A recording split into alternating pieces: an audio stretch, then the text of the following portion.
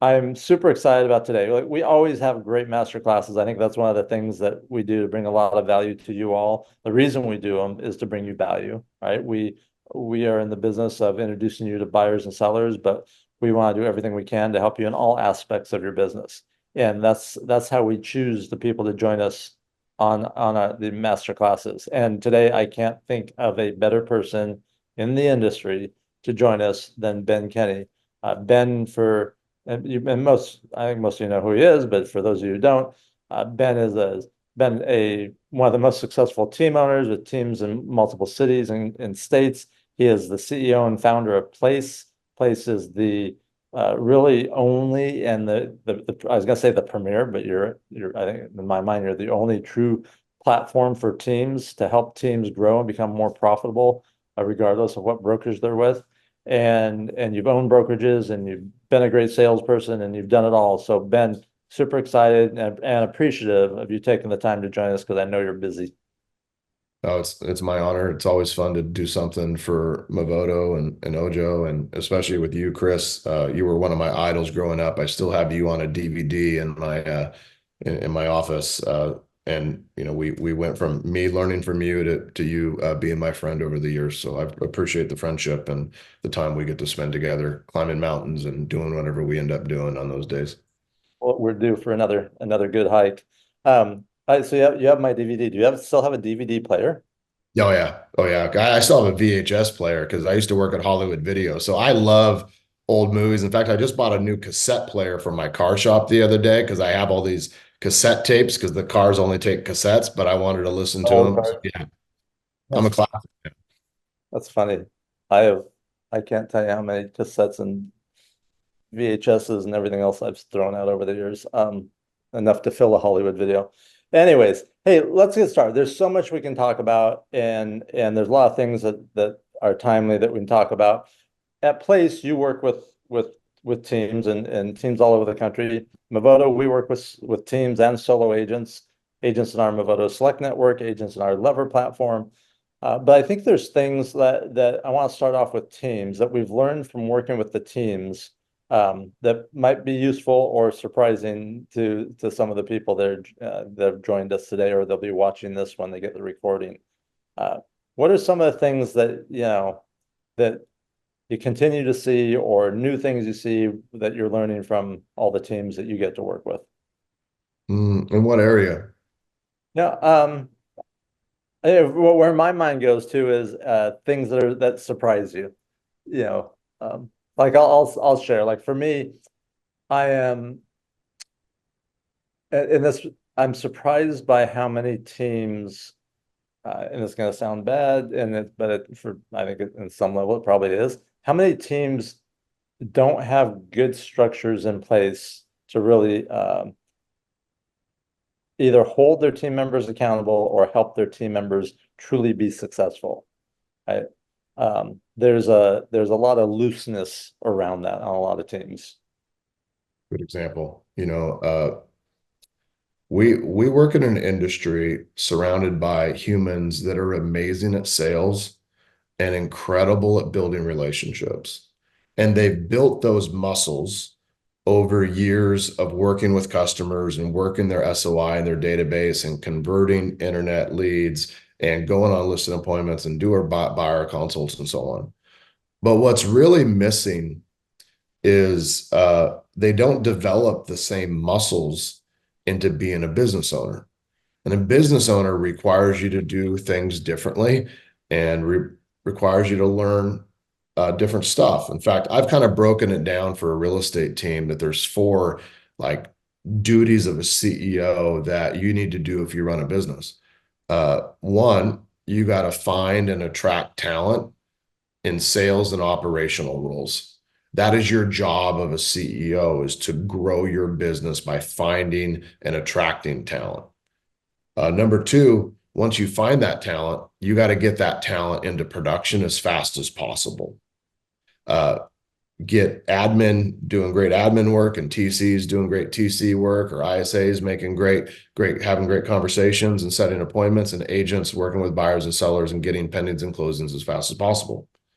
The third duty is once you get people into production, You got to retain the good ones into your world. You don't want to be this revolving door where people come and work at your company and every 2 years everybody's gone. I still have my very first hire 18 years later, and my very first agent 16 years later. They're all still in my world today, but you got to work hard on that retention. And then the fourth thing is there's all this other stuff that really a business requires as like the foundation of being a real business. Technology implemented, processes, contracts, accounting, bookkeeping, a P&L, payroll, digital advertising, a marketing presentation, scripts and dialogues, like all that stuff. And if you do those four things, you can have a really, really profitable, successful real estate business. And if you're not growing or you're not profitable or you're not happy with your world, I would focus on fixing those four things. So I guess go back to your original question. What are my surprises? My surprises are that consistently our peers don't put enough time into all or some of those four items that I mentioned. And then you end up with experts on stage that are saying things like, you don't need to make a profit in your real estate team. You can make money from mortgage or title, that kind of stuff. The second part is true. You can make money from those other services. But if we're going to run a nonprofit, Chris, let's save whales or owls or bears or help homelessness or feed children. Let's not run a real estate business as a nonprofit. That's silly. Yeah, yes, with a capital S. Um, and that's a really good way to frame it, like with those four areas, because those are the four areas, and that applies to brokerages too. Now, some people will hear that, and if they have a team, hopefully they're saying, okay, I need to make sure I wrote those down, and I need to spend some time on those. There's other people on this call that aren't on a team, don't have any interest in being a team, and when they hear stuff like that, probably don't want to build a team, which is okay too. I mean, quite frankly, that's why we have our lever platform, which is for those agents that want all those things but don't want to build it themselves. But for individual agents, I think a lot of what Ben just said applies to you too, right? As an individual agent, you have a business. You are the business. And those are the areas that those areas are all applicable to, whether you're a team of one or a team of 21. I got a different list for you. For whatever reason, I tend to put everything into lists, Chris. But I call this other list my real estate success principles. And if uh, a team owner gets their agents to do these three things, they're going to have a really successful team. And if an individual agent isn't getting the amount of production they want in their life, if they focus on these three things, they're going to be really successful. And you're going to relate to this very, very easy because I know it's how you built your business. But the first real estate success principle is say the right things. Is have the right scripts and dialogues and questions to be successful in whatever source of business you're working. Do you have an amazing script for open houses? Do you have an amazing script for working your SOI? Like, what do you say when somebody calls on a sign call? How do you intro? We go list and list and list. That's the first success principle. Say the right things. Also, you could say it the right way, but I would be digressing. Number two, the second real estate success principle is say it enough times. Are you willing to do enough activity to experience success no matter what market it is? And that is having a standard for the number of calls or open houses or conversations or door knocks or text messages or whatever activity that's going to lead your success. And I'll tell you a very short story. Our organization Place the other day did a open house challenge where I challenged our organization as agents to do 30 open houses in 30 days. And I had 120 agents complete the open house challenge. And the open house challenge changed these agents' lives. There was agents that had never closed a deal that have their first closing or their third closing already. There are agents that hadn't closed deals in months because it was a really hard winter that now have 8 pending or 11 pending. And it was as simple as making one decision. I'm going to do 30 open houses in 30 days. Completely will change the trajectory for the whole rest of the year because they were willing to say it enough times, to do enough activity. The third real estate success principle is say it to the right people. or another way to put it would be to have enough people to say it to. It's what Movoto is really good at, is you're missing leads and you don't have enough leads in your business, like call Movoto and get more leads coming in. Or if you have enough leads or even too many leads, you should prioritize who you're saying it to every single day so that you're picking the low-hanging fruit first. A lot of people just randomly call people in their database instead of calling the people that looked at a property most recently. They randomly call circle prospecting people they've never met instead of calling the people that looked at a market report or calling their past clients that they already know and trust. But if you literally do those three things, you can have as much success as you want as a sales professional. Now, if we go back to the first group, the team, if they have team members that are not producing, I promise you it's because they're not saying the right things, scripts. They're not saying it enough times, activities, or they aren't saying it to the right people or don't have enough leads. Those are the only three reasons why we are not successful in real estate right now. Yeah. Um, totally agree. And it's not just right now. It's how it's always been and how it will be, right? Those three principles are going to be just as important after August 17th as they are today and as they were a year ago. I want to double click on say the right thing on scripts. I, I I don't know, sometime in the last month, I saw a video, an interview, Tom Ferry, Jimmy Burgess, and they were talking about scripts. And I thought it was really good. Like I sent it to my team, say, hey, really good info here. I scrolled down and started reading the comments below um, the the uh, the video, and there were agents just bashing the fact that they were using scripts and that they were, that they had canned responses and presentations, everything else. And I was just like, kind of flabbergasted. I've my whole career was I wasn't born a real estate agent. I wasn't born great at making presentations or handling objections, but by using scripts and dialogues and practicing, I got pretty darn good. Uh, why do people have an allergic reaction to that, do you think? Yeah, I don't know. If I was reading those comments, I'd be rolling my eyes and being like, this is so stupid. Here's another way to put it. Scripts, stop calling it scripts. Just start calling it words that work. So why would you go in and have a conversation with your spouse or your kids and use words that didn't work with them? You wouldn't. You found over time there's a way to talk to your child to get them to take action and make improvements in their lives. We've also had conversations with our honey bunnies. We've realized there are words that do not work with them, and we've learned to not use them. And we've adopted the number one successful script for men in any relationship in the world, which is yes, dear. Like you want to crush relationships, you learn the script, yes, dear. But in real estate, there are words that work. And I've used your words for a really long time, Chris, because I realized that they worked for you. Now, when you listen to those scripts on a video or you read them on a piece of paper, they don't sound authentic. Yeah. But when you say it to somebody, it feels authentic, right?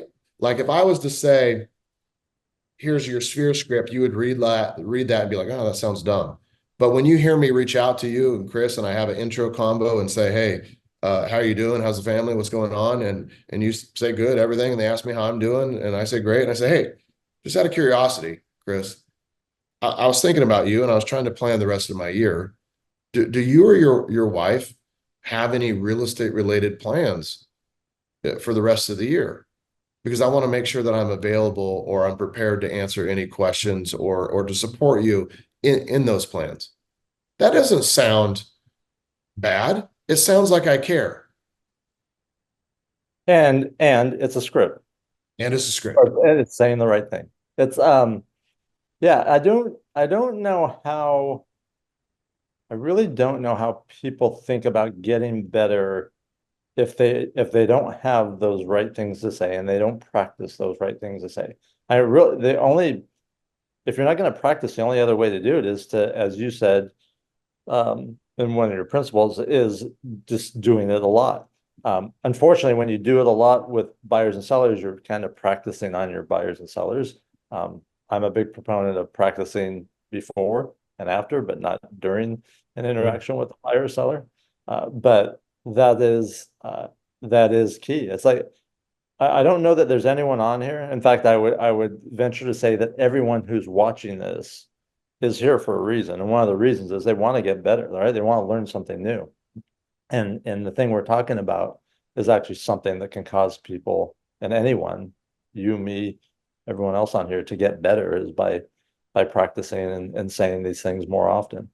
I wish that all the people that made comments on social media or in Facebook groups like had to attach their tax return, and they had to tax a note from their doctor on how healthy they were, and they had to tax a statement from their spouse and their kids about how good of a husband or wife or partner or father or mother they were. And they put all that information in there, and then I could decide if I cared what they said or not. Because the vast majority of them, I wouldn't care. I'm getting advice from people that are trying to validate the dismal results they have in all areas of their lives.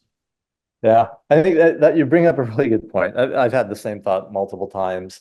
I think I see a lot of agents asking questions on social media to a big group of agents, and they get a lot of answers. And I wonder how do they sort through those? How do they discern, you know, the good advice from the others? I'm a big advocate of getting help and asking questions, but I've always been really selective on who I'm going to ask and who I'm going to get help from. If it's I'm only going to talk to people that are doing what I want to be doing or doing something much more or much better than I am. Because anyone else, it's an opinion, and we know everyone has lots of opinions. So, anyways, I don't want to preach about those things, but I hope that people will think about, look, if you have questions or need help, don't be shy about doing it. Be a demand for answers, but be selective on who you're going to for those questions, or go to the people that have the experience, that have done it or are doing the things that you want to be doing or at the level you want to be doing them at. Agreed. Let's go ahead. I'm sorry, were you gonna make a comment? I just said agreed. Yeah. Um, let's shift gears a little bit. We got, there's changes in the industry coming. We could debate if they're seismic changes or big changes or anything. It doesn't really matter. There's changes.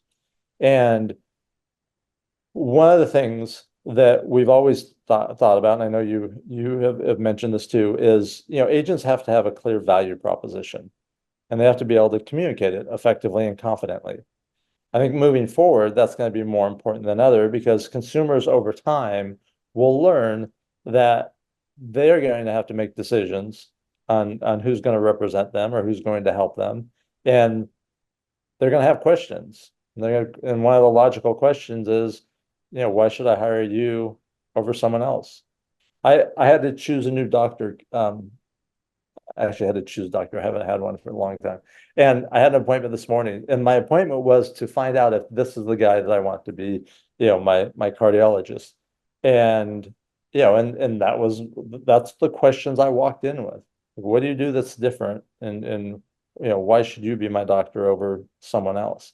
And I think in real estate, we have to do that. I have specific examples when I was an agent where I got listings or got properties under contract, and when I asked the client why they chose me, I heard him say, because when we asked the other agents, what do they do that's different or why we should hire them, you're the only one that had an answer, which was like good for me to hear, but frightening to think that none of the agents that they talked to did.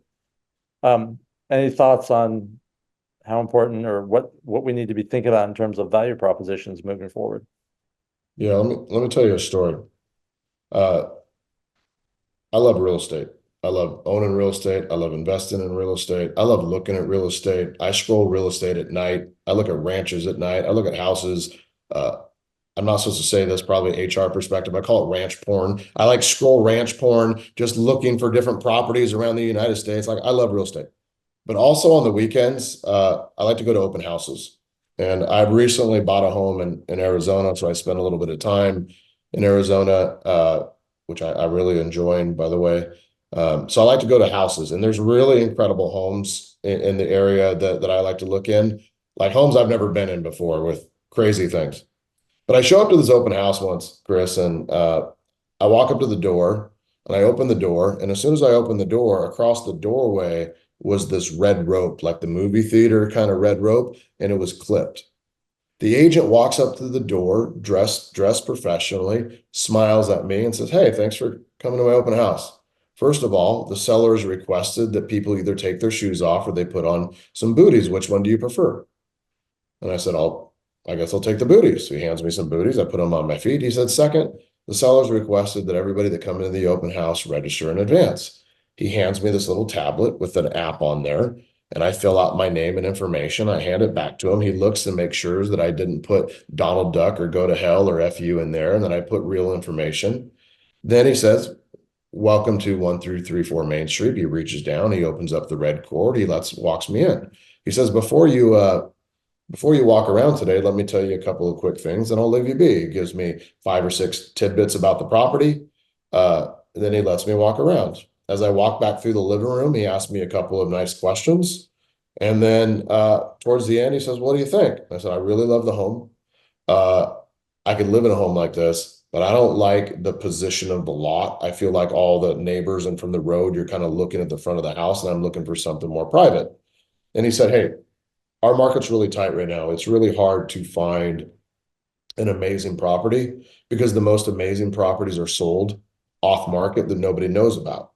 Would it be of value to you if I could get you into a couple properties that are currently not publicly marketed, that are off market, pocket listings, so to speak, uh, and I could show you a few of those? I said, yeah, that would be interesting to me. He says, How do you great. say, how do you say no to that? I said, great. And I walked out. The next day, he reaches out to me. Thanks for coming to the open house. Enjoyed meeting you. By the way, you mentioned you would like to look at some properties. Tell me a little bit more what's most important to you. And he said, I have one idea for a property you should go see, not currently on the market.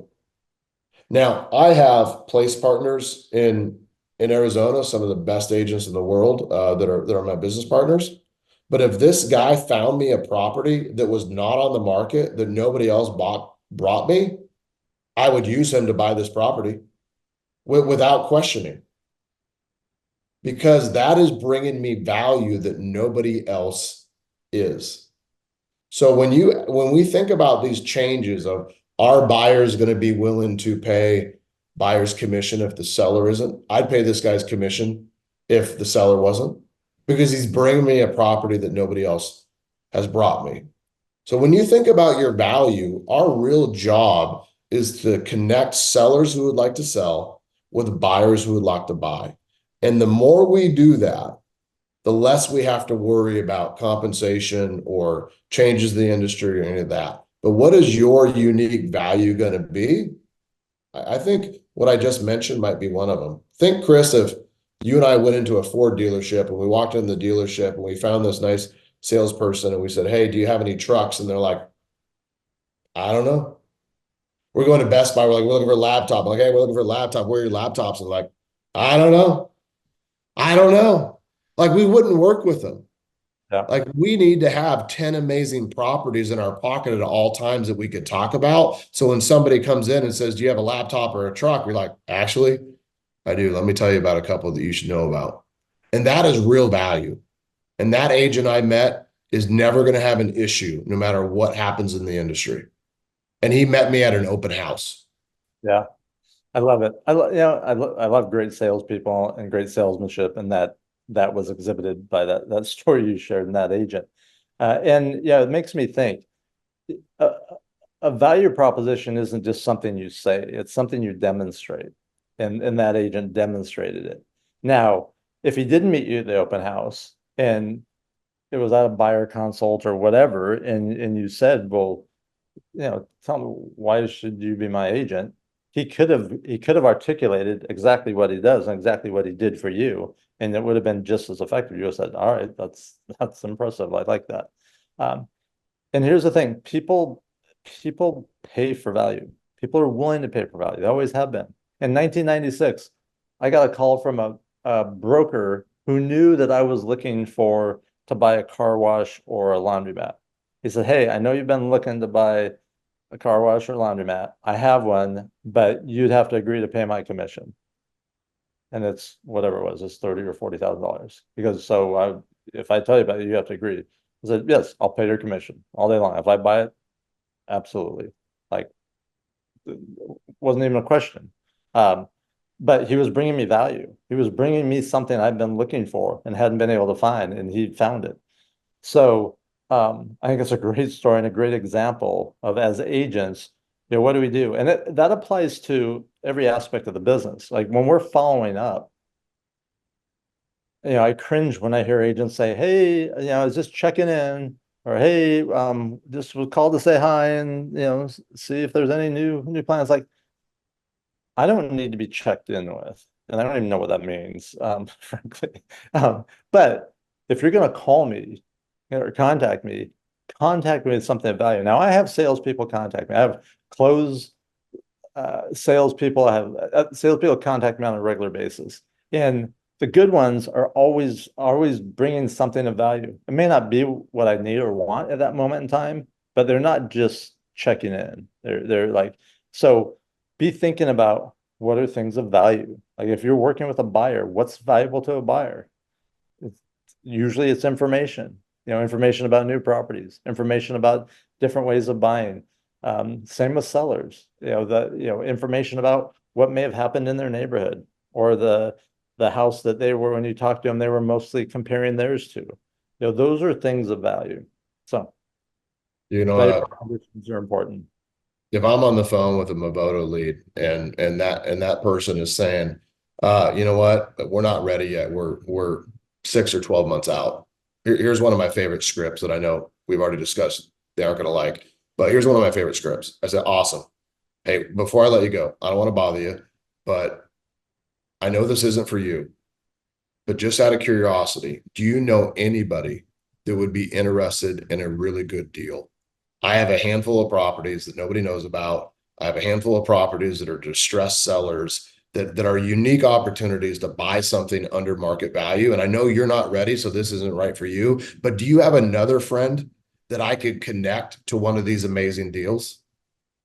And I would tell you 50% of the time they say, well, we might be interested. And I said, but you told me you aren't ready for a year. These deals won't be available in a year. They might not be available after this week.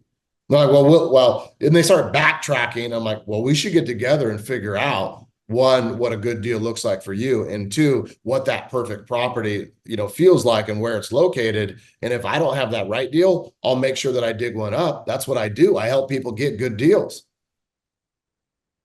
Yeah, I love it. The same thing applies to sellers, right? You have a seller you're talking to, no, I have no plans to move.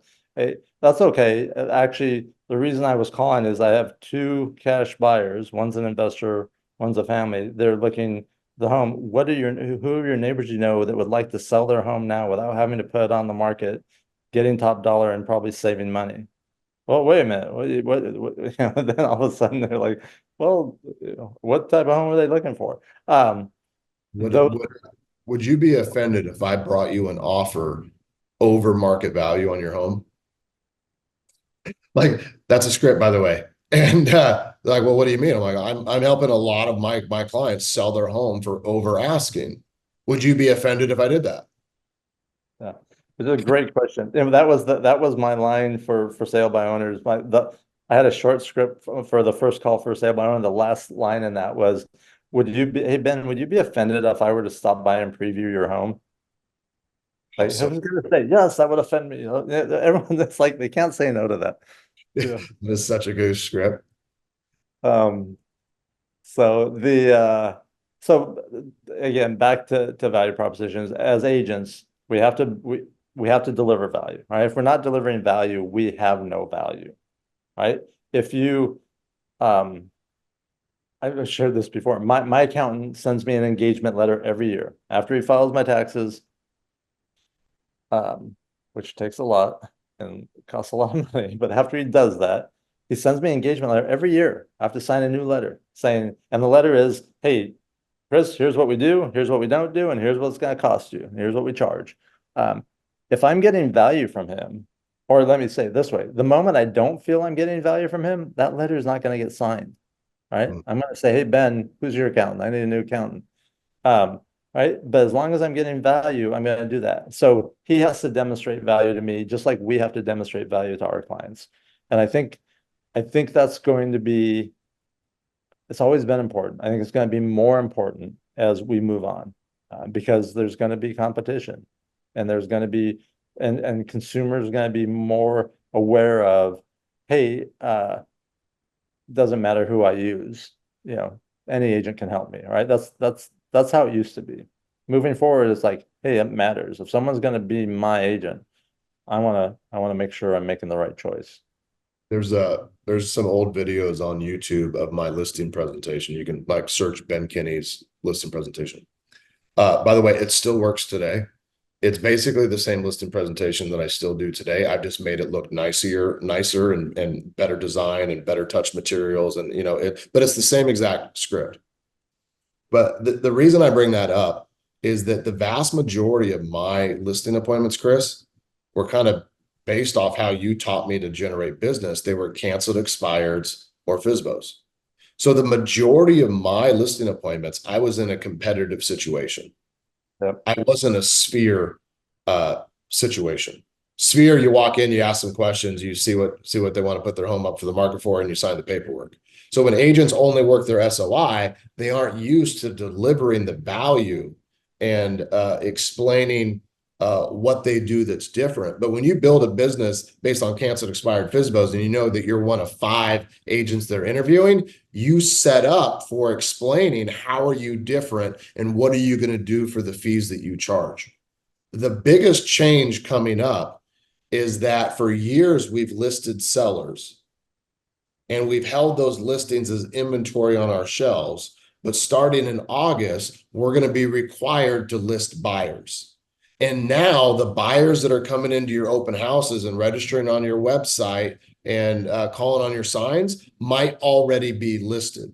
So your job is to explain your value and list those buyers before they get on the phone with me, because once they're on the phone with me, they're not going to be available for you anymore. Yeah. Yeah. It's, that you bring up a really good point. I was sharing that, shortly after the settlement came out in May, with a group of agents. Like, hey, you understand that in the future, there's going to be a land grab. There's going to be a race, and the agents that are the most effective at meeting the most consumers and delivering a value proposition and getting a commitment from them are going to have the opportunity to do more business than they probably have ever done. And the ones that don't are going to be standing there going, wait, what happened? How come everyone's already paired up? Um, Makes me think of how I used to be at dances. Why am I not dancing with anyone? Yeah, right. Everybody already had a match. Um, so yeah, I agree with you totally. Uh, it's it's like taking the listing opportunities and now just doubling it, because now we're going to be doing the same thing with buyers, which we should have been doing all along, but now it's not going to be an option. Yeah. Let's shift gears again. Let's talk about, because we have all sorts of people on this call. We have, top teams that are tuning in and joining us. We have newer agents. We have everything in between. For the newer agents getting in, like when you and I got in the business, well, we didn't get in at the same time. I'm much older than you, but when we got started, things were simpler because there were fewer ways of doing business. There was less technology to leverage. And we picked 1 or 2 or 3 things. It seems to me now, and I could be 100% wrong, but it seems to me now that the agents have a hard time like getting really good at anything, because there's so much to choose from and there's so many different ways of doing things. Is that, you think that's accurate, or is that just, I think there's a lot of distractions, Chris. But if I was launching a brand new business in a new market, I would go back to the basics again. Place is doing a challenge starting July 1 for the month of July and August, where it's 50 open houses through July and August or 5,000 dials. And we know we're doing that because I want to get people into activity for the busiest 2 months so that the next few months after, which is traditionally slow, is no longer slow for them. But that's just going back to the basics. And there are 1,000 other options they could do, which are basically distractions. If you just got back to the basics, you would get back into production. Yeah, I like it being framed that way. Like instead of there's so many different choices, there's just so many different distractions. And um, you know, I it seems like a lot of years ago and even maybe now, people didn't like thinking of themselves as salespeople. But if you think about it, in any sales industry, in any sales role, in any industry, um, there's just some basic things you do, right? You every day there's two basic things. I asked my team this question as a trick question because I've asked them that before. But I said, hey, what are the two most important things you have to do every day? And the answer was generate new business and follow up on the prospects that you have. And that's really basic. And that is, as you said, going back to the basics with what we need to be doing in the activities. So here's a question. Why don't more agents do that? Oh, I think a lot of people are just looking for an easier thing to do than work. I had this agent come up to me at one of my recent conferences, Chris, and he said, "Hey, I'm working really hard." And he said, "Someday, I'm going to be where you're at." And I said, "I have 100% belief that you are, but tell me why." And he said, "Because I want to do what you do every day." And I said, "That's awesome." I spent a couple hours on the phone reaching out to prospects, lead generating. My afternoons I spend in appointments. And then in the evening, I clean up all the stuff that didn't get done and respond to all the people that need to get responded. What do you do every day? And he said, "I do the same exact thing." I said, "Exactly." Even 20 years later, I might be having my appointments might be recruiting appointments or signing new customers or buying new companies, but I'm still lead generating and having conversations and fighting fires. We do the same thing, just over time, we change the amount of money we make for each one of those things. Yeah, you're right. It doesn't change. People, oh, when you went from being an agent to the president of this company or the CEO of that company, things change. Like, I don't know, it still did the similar activities every day, still do every day. Um, Yeah, I think you're right though. I think there is work. I have some evidence that that is the issue. I had I don't know, a few months ago posted just some observations about work ethic.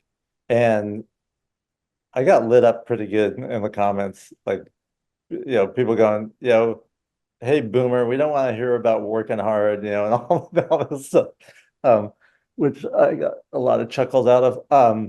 But it was like uh, and look, I don't like the stereotype or say it's a generational thing or this or that, even if it may be accurate.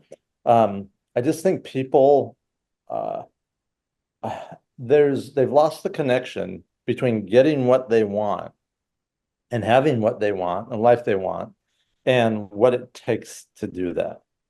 And uh, boy, if there's any way to do it other than working really hard and getting really good at what you do, then hey, I'm share it with me. I came up with this list of things that I think kill businesses. Uh, One is optimism. You you think things are going to get better, so you don't make changes. You don't cut your expenses. You don't change your activities in the spring when rates drop, like whatever that might be. You just don't make change because you're too optimistic. Uh, Number two, patience. You're too impatient for results, so you give up right before you get there. And the most successful people in the world understand that real success compounds over time and it takes patience to build that. And the success that I'm having today is the work that I did last month and last year and the year before and the year before that. And then the third thing was boredom. What we do every single day is boring, Yeah. but boring pays extremely well. Being creative doesn't pay well. It has a high level of failure, but boredom pays really, really well. Being patient pays really, really well in the long term. Not being so optimistic pays really, really well in the long term. Like they're very, very simple things that would make a big, big Yeah. difference.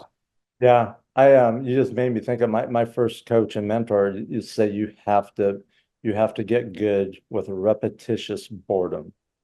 That was his phrase, repetitious boredom. That's the things you do every day that are just boring, but you got to get really good with that. And that's so true. I think there's another phenomenon because I hear it a lot and see it a lot. Um, and that is um, I think there's some people that feel like they have to love to do something, they have to love it. Um, and and I've never understood that. I remember early in career, I was at a conference and someone came and said, "You must love helping people and selling houses because you sell so many and help so many people." I said, "No, I actually don't. I love what it provides me to do. Now, do I like helping people and them being satisfied? Of course, I'm a human being. But what I love is the results of those activities and what that provides for me and allows me to do. Those are the things I love. Those are the things that I get excited about. It's such a smart comment, Chris. Like, I think it was Malcolm Gladwell in one of his extra long books that he writes, was talking about kids that were told they were good at math became good at math and loved math. Even if the first couple years they literally sucked and they didn't do good, they were consistently told, "You're amazing at math."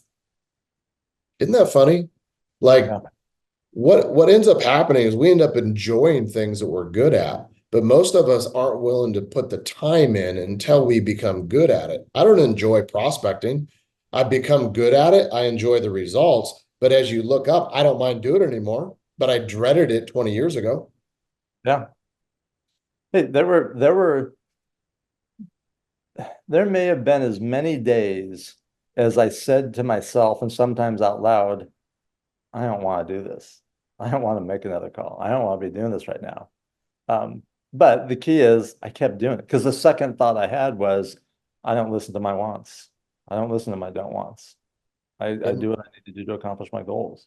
And that was just a trigger and a mindset that I created. But I was human like everyone else. Like I I I I shared this story before. I lead generated for 26 years without missing a day. Did my lead generation and lead follow. I never went to work for 26 years without doing those two activities. it was my takeaway from my Chris Heller DVD. Uh, aside from the Chris Heller cares sign on the freeway, because you guys signed up for the freeway cleanup thing, I never was able to get that to happen in my town. Um, but there was two takeaways. One, your affirmations. Like I used to use a Chris Heller affirmation before I walked into a listing presentation because I was nervous. I was like, my hands were shaking in the beginning. I used to just say, I'm the best at what I do. I'm the best at what I do. Nobody knows this better than me. Nobody, I just used to say that to myself because I know that when I was saying it out loud, that little voice in my head wasn't saying it. But Yep. the other thing that I took that stood in my life for 20 years now, Chris, is any day I don't prospect is not a work day.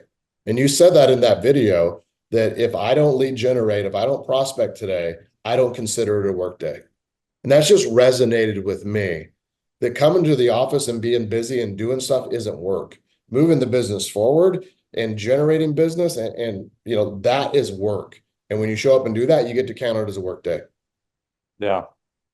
No, it is. And look, there's people that watch this or listen to this and go, well, there's other ways or easier ways. Look, we're not saying there isn't. We're not saying this is the only way, but we both know this works. We both know that work works.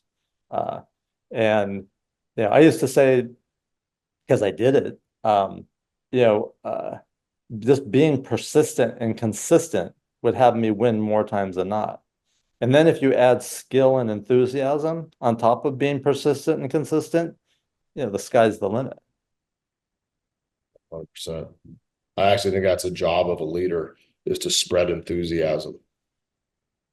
You should be coming in with your pockets filled with enthusiasm every day that it's going to be okay, and you spread it. I like to use movie analogies, and I love the movie Braveheart. But there's two people on the battlefield on the Braveheart movie. There was the British king eating grapes and sending his archers and his cavalry and everybody forward. And then there was William Wallace, who painted his face blue, put on a kilt, and said, "Follow me, we got this." And in uncertain times, that's what our people, our organization, our companies require us. They want to see the leader with their face painted blue saying, "Follow me, we got this." Yeah, it's what a leader does, and you're right. And if I'm an individual agent and I'm listening to this conversation right now, you're a leader. You're your leader. You know, you have to, like, we're all human. We all have doubts. We all have those nights where you lay in bed and go, can I do this? Why me? Why does someone else think I can do this? You know, those are, those are human thoughts. But the next thought you have is the important one. You know what? I can do this. I don't know if I can, but I'm going to give it my all. Maybe they don't think I can do it, but I'm going to show them. Those are the things. So if you don't have a leader that is spreading that enthusiasm for you, then you got to generate yourself. And that's the difference between the agents that grow great businesses and the ones that struggle or never achieve their full potential. The famous Zig Ziglar line when the guy walks up to him and says, "Hey, Zig, here the problem with all your motivational crap is that motivation never lasts." And then he responds with, "Neither do showers.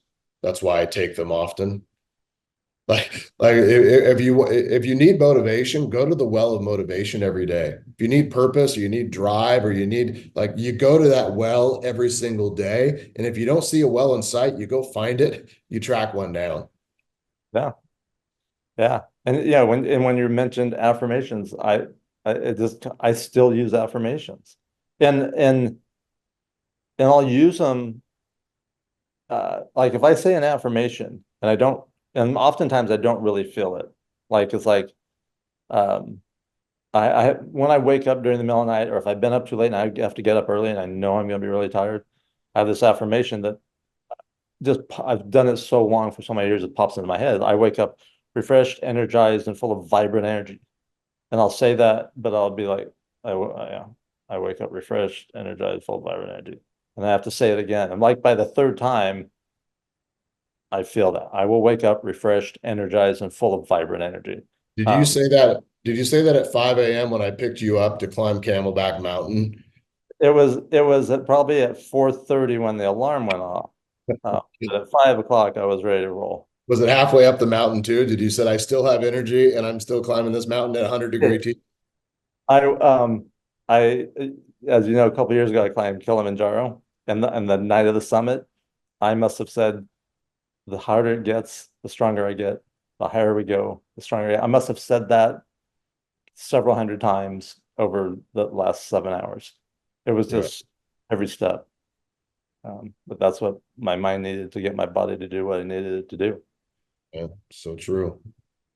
All Well, right. what was David Goggins said, yeah, it was in the Living with a Seal book when Jesse Itzler was down in his basement with David Goggins and David Goggins is training Jesse Itzler on day one, and he says, "All right, do a pull up," and Jesse does 4 pull ups or whatever, and then he says, "Now what?" And he says, "Do it again," and he does 2, and then he says, "Now what?" And he says, "Do it again," and he does 1, and he says, "Now what?" And he does it again, and he does half a one, and he says, "Well, all right, I can't do it. What are we gonna do?" He's like, "No, we are staying down here until you do 100."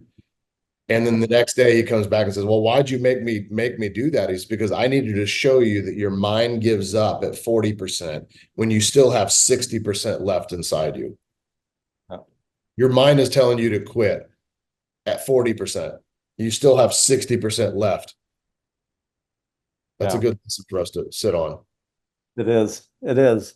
I could I've been having this conversation with you, like totally forgot there's several hundred people on here and several thousand that'll be watching this. I could just keep I could keep this conversation with you going like for several hours. So always like talking with you and spending time. I appreciate you taking the time to have this conversation. I hope this conversation you've had between you and I, that the people that have been eavesdropping got something of value or something that they'll think about differently or something that they'll put into action. Yeah, this is what it's like to drive around in a Bronco with Chris and I. Like we have these conversations and tell these stories and talk about the challenges and talk about it's just what it's like to like live in our world, which is why we didn't have anybody to dance with at the dance. Yeah, yeah. Maybe that'll be a whole conversation we'll do. Yeah, no, I never had any dates either. So all right, man. Well, thank you, Ben. Hey, if people want to learn more about Place, they want to get in touch with you, what's the best and easiest way? I don't traditionally like to sell or push anything, but if somebody wants to reach out, you have a problem or you have a question, you have a dad joke, and you just need a friend in life, you can send me a message on LinkedIn, or you can send me something on Instagram or the socials, or send me an email at bennettplace.com, and I'd be happy to talk to anybody that needed a friend or needed an idea or something, or got something out of today's call. I'd love to hear what your takeaways were.